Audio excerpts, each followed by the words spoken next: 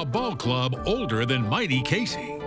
They were recognized as the best team of the 1860s. Their 155-year-old baseball card. We are looking at a very significant piece of baseball history here. And she's looking at a very strange inheritance. He's my great-great-uncle on my dad's side. Which one is he? Now here's the payoff pitch. One of the big ones, this was a family heirloom. Will there be joy in Mudville? He was looking for a piece of the action, but I didn't know that. With Jamie at the bat.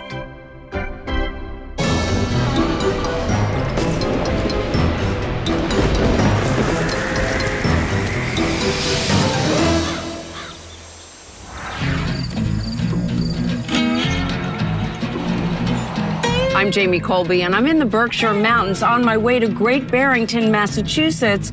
I'm meeting a woman whose ancestor played on one of the great teams in the early days of baseball. His picture is on her strange inheritance, which may just be the world's oldest baseball card. My name is Florence Sassu. My great-great-uncle, Archibald McMahon, was a member of the 1860s Atlantic 9 baseball team. I inherited this card from my mother when she passed away. Hi, I'm Jamie. Hi, I'm Florence. Heard you have a great story and a very strange inheritance. I also heard you're a New York girl. I'm from Yes. Queens. I'm a Brooklyn girl. Uh-oh. 75-year-old Flo lives alone and runs an electrolysis business from her house. What a lovely home. She explains that fate has handed her a very unusual inheritance in the form of a 2.5 by 4-inch antique baseball card. Oh my goodness, is this what I think it is, Florence? May I touch it? Sure. Look at the players, 1860. Before the Civil War. And a relative of yours is in here? My great-great-uncle, Archibald McMahon, is in here. Which one is he? We don't know. It hasn't been identified. Well, can you make a guess on which one he might be? Is there any resemblance to you or your parents? I couldn't figure it out. I was just looking at the ears because that side of the family had big ears. Who were the Brooklyn Atlantics? I think it's the oldest baseball team in history in Brooklyn.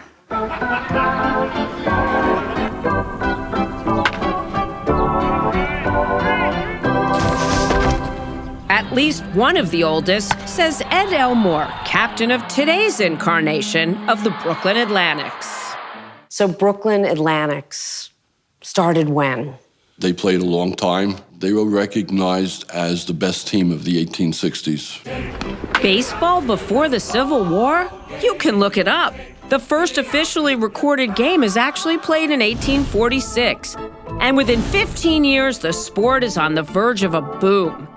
These guys practicing today in Long Island, New York, use the same rules and equipment as old Archibald did back then. Was pitching different?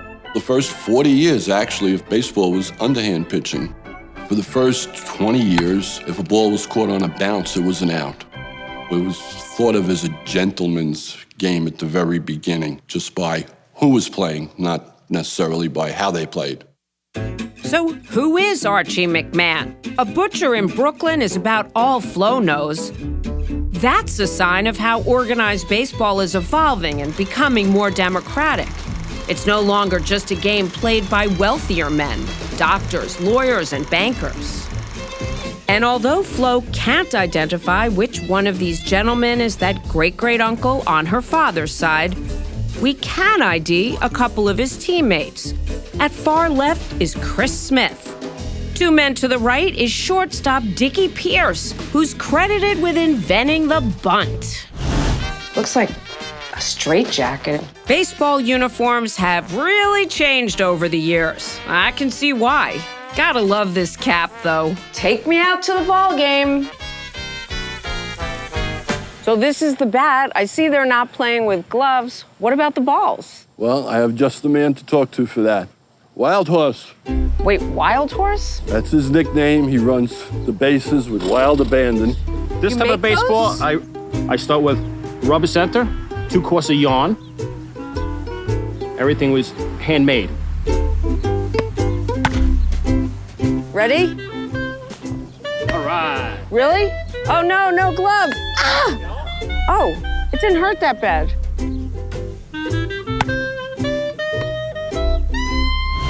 Have you heard of the name Archibald McMahon? He's listed in the roster of the 1860 Atlantics. Actually, he played center field and he batted third. So that's an indication that he was one of the better hitters. After the 1860 season, however, he becomes a bit of an enigma. He may have played for a pro team in Manhattan, but census records after the Civil War show him working as a butcher in San Francisco. After that, his only appearance in the public record is a mention in the 1928 obituary of his younger brother, John, a Civil War veteran. In the obituary, it talks about his brother, how he loved baseball. The obituary reads, he had a picture in his home of the original Atlantics team, of which his brother Archibald McMahon was a member. When they mention it in an obit, you know the card is a true family heirloom.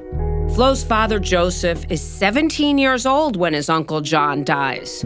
It becomes his strange inheritance, but it's his wife, Mildred, who keeps it safe in their Brooklyn home. My mother had it in a Fanny Farmer box, in a secret drawer, in a piece of our furniture. When Florence grows up, she moves to Massachusetts, gets married, and then divorced. Over time, the family is drawn back together by old age and illness. Eventually, Flo convinces her parents to move up to Massachusetts and live with her. The fellow I was dating at the time was an architect, and he designed an addition for us. How much did that cost? $125,000. Did you have that money? No, I had to remortgage the house. Flo's dad dies in 1995. Her mom, Mildred, inherits the card. Mildred is well aware Flo has gone into debt and wishes she could help. But it never strikes her that she has the means until great-great-uncle Archibald comes up in a genealogy class at the senior center. So he suggested that that card could be worth what? That's next. But first, our strange inheritance quiz question. Who in 1888 declared baseball the American game? Queen Victoria of England, Indian chief Sitting Bull, or poet Walt Whitman? The answer in a moment.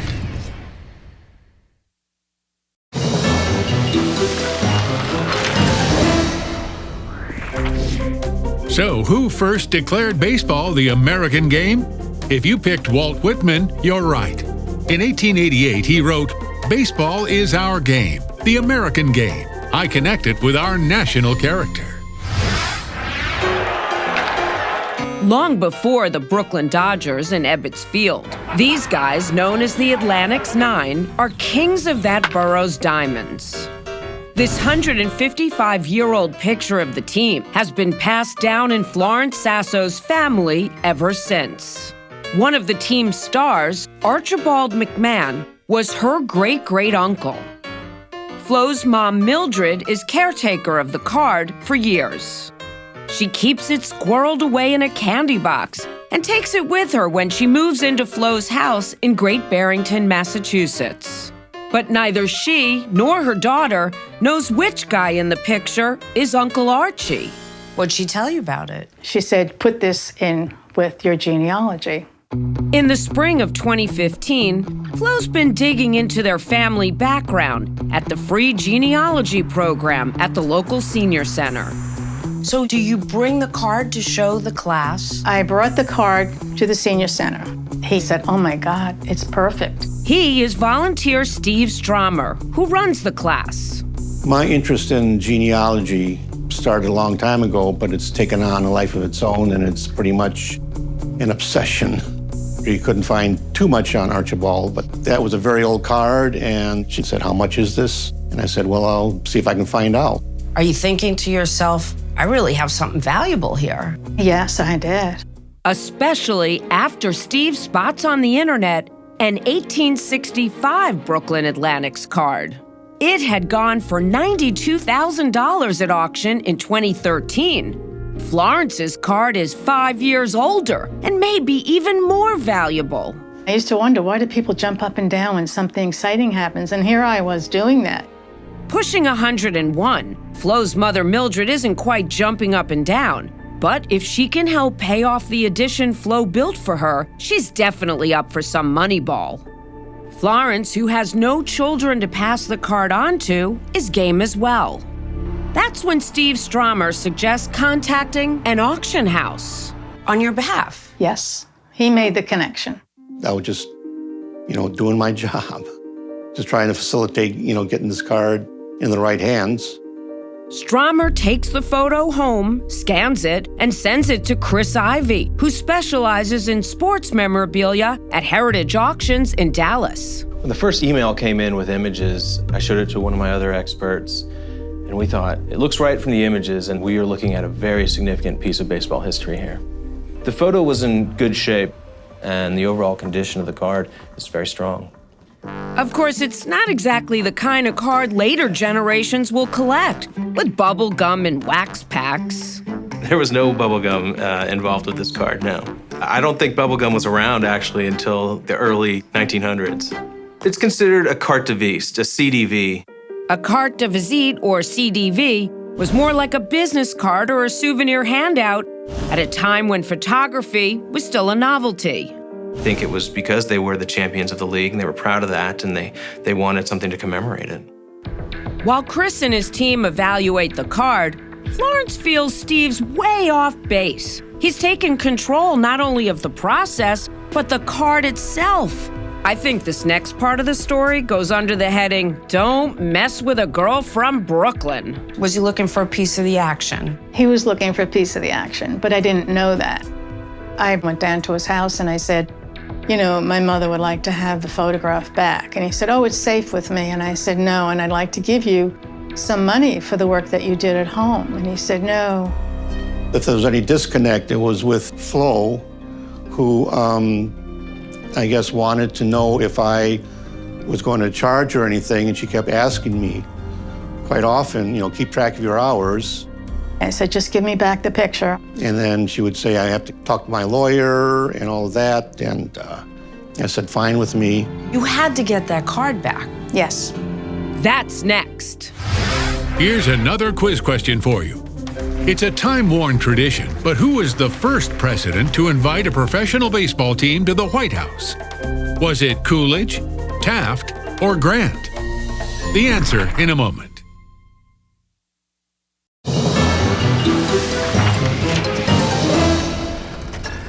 So who was the first president to invite a professional baseball team to the White House? It's Ulysses S. Grant. The Cincinnati Red Stockings, the first professional team, were Grant's guests in June 1869.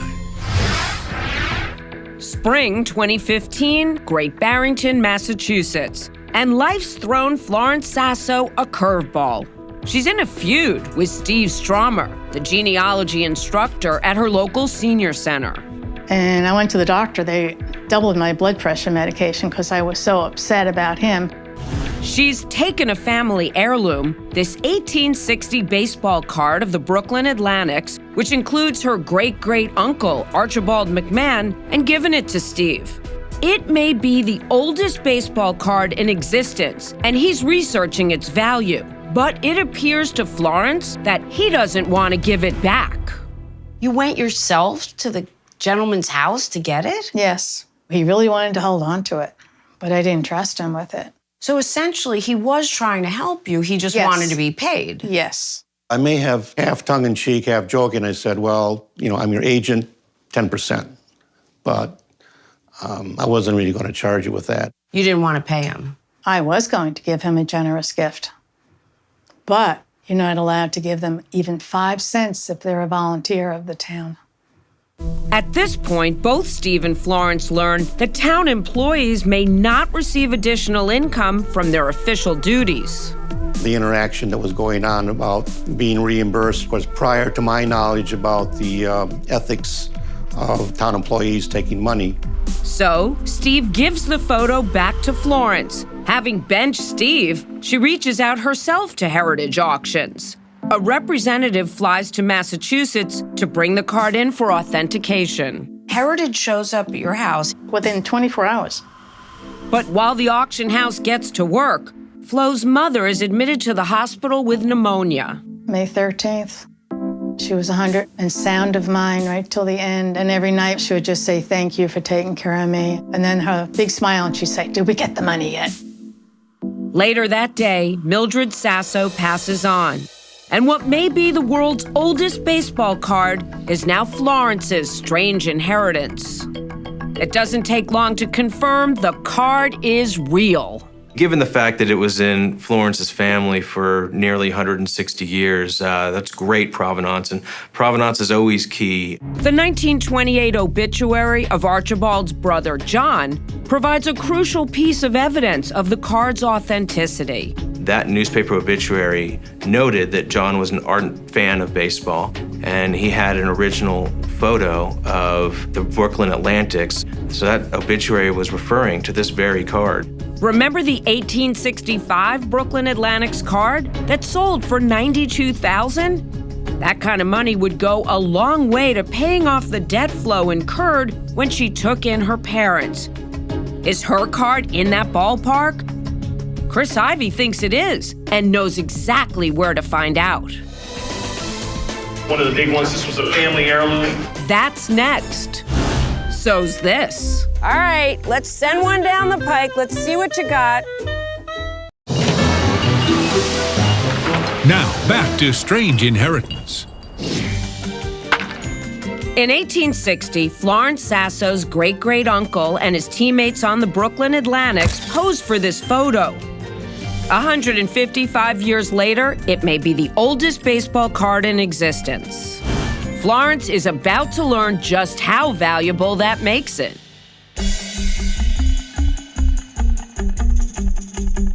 The auction house estimates its value at $50 grand plus. That would help cover the $125,000 she spent remodeling her home to make room for her elderly parents. Then again, another Brooklyn Atlantics card recently went for $92K. That extra $40 grand would really help. In July 2015, enthusiasts from around the country gather in Chicago for the National Sports Collectors Convention. 9,500 out of 10,000. Where are my Cubs fans out? The highlight of the auction, Flo's 2.5 by 4-inch Strange Inheritance, featuring the pre-Civil War Brooklyn Atlantics. One of the big ones, this was a family heirloom. How proud are you when you see your family card in a catalog? Everybody was so excited because they didn't know about baseball before the Civil War. And it was a bit of Brooklyn that you could bring to this town. That's right. You can follow the auction online, but Florence is having computer problems. Even so, she feels the same nervous anticipation palpable in that room. Earliest known team card that we're aware of. What do we have for lot 009? 70,000. 70. This is going to go big. 70 now to go to 75,000. From the start, the bidding is fierce. We've got captains of industry and people that are millionaires, billionaires, and it's just people that have a passion to collect things. 85 out of mid 90. 95 to you, sir. I got you 100 now to 110,000. Like a Sandy Koufax fastball, the bidding quickly blows away the $50,000 estimate. 110 now to 120. This really is a Smithsonian type piece here. 120 now to 130. Most collectors go into a live auction with a game plan, but you can get enthralled with the moment. So, throw caution to the wind and start bidding. 130 now to 140,000. 50 now to 160. You want 155? You're gonna walk away for $5 grand? 150,000. I've got it right here. Who's gonna beat them? 150,000. Anyone else? 150,000 at 160. Who's gonna beat them? Anyone else now? Anyone else? For white, $150,000. Thank you very much. After the auction house commission is added, it brings the total to $179K. And the winning bidder? Well-known 19th century collector, but he didn't want to be revealed. The good news comes to Florence from a surprising source. How'd you learn about it selling? Steve, the genealogist, was following it on the internet. I saw the very end of the bidding for the card, and I called up Flo right away and said, this is great. And he called to say it was sold for $179. That beats Flo's wildest expectations. I was just hoping to clear my mortgage, actually. So basically, the money that you'll get from your family card will help you defer the cost of taking care of mom and dad. Almost to the penny. Are you resolved now that whatever happened in the past is the past? Absolutely. It worked out okay? I'm very happy. So is Steve Stromer, that he and Flo are friends again. We're like brother and sister, basically. You know, she comes in, go through a little bit of genealogy, find what happened to Archibald McMahon. And maybe someday they'll even figure out which one of these guys really is old Uncle Archie. So whatever became of the old Brooklyn Atlantic dynasty? Up until 1869, all the players were amateurs. 2 years later, the National Association of Professional Baseball Players was formed. But the Atlantics couldn't afford the cost of the new league, so they didn't join. Some of their best players took a walk and signed up with pro teams. I don't get to walk, I gotta hit the ball. All right, let's send one down the pike. Let's see what you got. Oh, I'm Jamie Colby for Strange Inheritance. And remember, you can't take it with you.